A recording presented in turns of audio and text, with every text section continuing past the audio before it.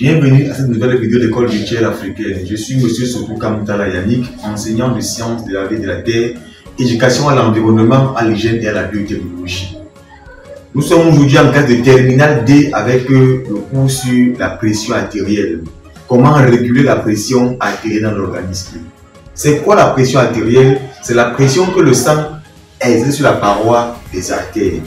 Et plusieurs facteurs peuvent varier la pression artérielle. Par exemple, la volémie. La volémie, elle est essentielle. Il faut retenir ce mot, volémie. Elle varie dans le même sens que la pression artérielle.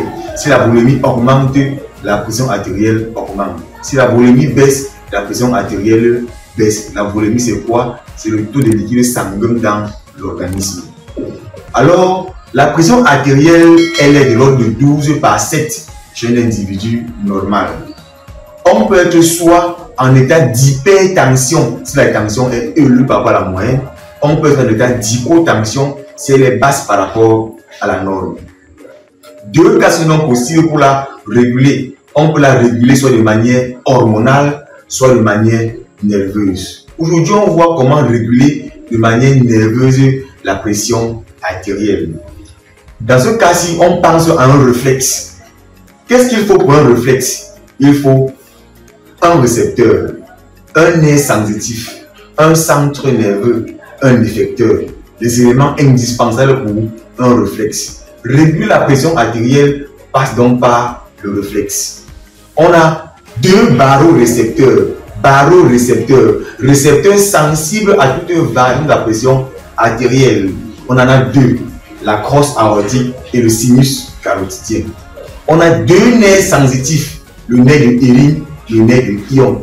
Il faut toujours avoir en tête que chaque nerf sensitif est lié à un barorécepteur bien précis. Ça veut dire quoi? Ça veut dire que le sinus carotidien est toujours lié avec le nerf de Hérin, alors que la crosse aortique est toujours liée avec le nerf de Sion. Donc il faut toujours avoir ça en tête. Si le récepteur c'est le sinus carotidien, alors il est lié à quoi? Il est lié au nerf de Hérin. Si le récepteur est plutôt la crosse aortique, il est lié à quoi? Au nerf de Sion. En plus de ça, donc, on a deux centres nerveux pour réguler la pression artérielle. Un centre nerveux qui a pour but de baisser si on est en cas d'hypertension. Un autre qui a pour but d'augmenter si on est en cas d'hypotension. Alors, voilà donc deux schémas qui récapitulent comment réguler la pression artérielle. En cas d'hyperglycémie, ou plutôt d'hypertension, autant pour moi, la tension est élevée par rapport à la moyenne. En cas d'hypertension, la tension est élevée à la moyenne, alors le sinus carotidien détecte la haute pression, envoie l'influx nerveux à travers le nerf de Hérin à un centre nerveux cardio-modérateur, le bulbe rachidien. Il a pour but de réduire la pression artérielle. Lui, à travers le nerf 10 ou encore le nerf vague ou nerf pneumogastrique, envoie l'information au cœur pour demander au cœur de baisser la fréquence cardiaque. Il peut encore aller agir au niveau des artérioles pour demander de créer une vasodilatation, augmenter la paroi des artères pour diminuer la pression artérielle. Si on est en cas d'hypotension, alors la crosse aortique détecte la basse pression artérielle, envoie à travers le nerf de Sion à la moelle épinière, centre nerveux cardio-accélérateur qui augmente la pression artérielle. Lui, grâce au nerf splanchique ou au nerf pneumogastrique, envoie à l'effecteur qui est le cœur pour demander au cœur de créer une hausse de la fréquence cardiaque ou encore une tachycardie. Il peut demander aux artères de provoquer une vasoconstriction, diminuer la paroi des artères pour augmenter la pression artérielle.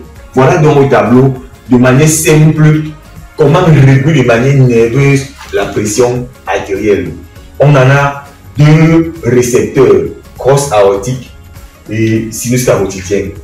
Deux centres nerveux, cardio-modérateur, le bulbe rachidien, il diminue la pression artérielle. La moelle épinière, cardio-accélérateur, il augmente la pression artérielle. Il s'agit pour deux effecteurs, le cœur, pour demander au cœur de faire soit une bradycardie, soit une tachycardie. En cas d'hypertension, on demande au cœur de faire une bradycardie, baisser la fréquence cardiaque. En cas d'hypotension. On demande au cœur de faire des tachycardies, augmenter la fréquence cardiaque. Ou encore, on vient agir au niveau des artérioles en faisant soit une vasoconstriction, soit une vasodilatation. Vasoconstriction, diminuer la paroi des artères pour augmenter la pression artérielle. Vasodilatation, augmenter la paroi des artères pour diminuer la pression artérielle. Je vous remercie. Si la vidéo vous a plu, n'oubliez pas de partager, de liker, surtout poser des questions en commentaire. À la prochaine.